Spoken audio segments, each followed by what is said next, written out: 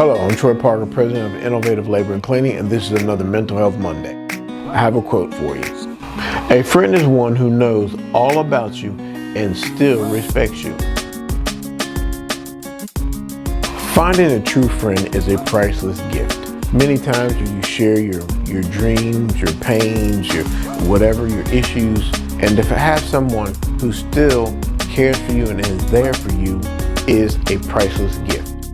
Many times in relationships, or we call them friendships, people are only around you to get what they can get from you. And a friendship should be a reciprocal relationship.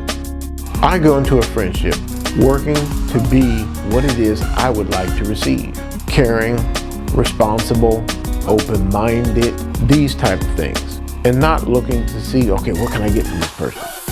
When you get into a friendship, or they call them friendship, where it's a one-way street and the person's only there for the good times, that's not really going to benefit you. And I see a lot of people have these type of relationships, but for some reason they can't break them off.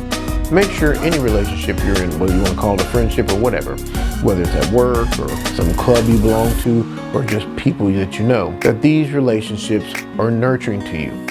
Many times it's our relationships that cause some of the greatest stresses in our lives. Many times people have people around them and they play up to them and they wear this mask of who they want these friends to think they are, when really they're nothing like that. Be who you are and be happy with who you are, and surround yourself with people who love you for who you truly are.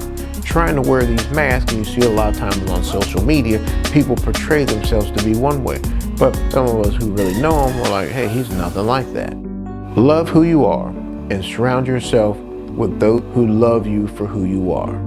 I hope this helps you, and as always, remember, it's up to you to make your life matter.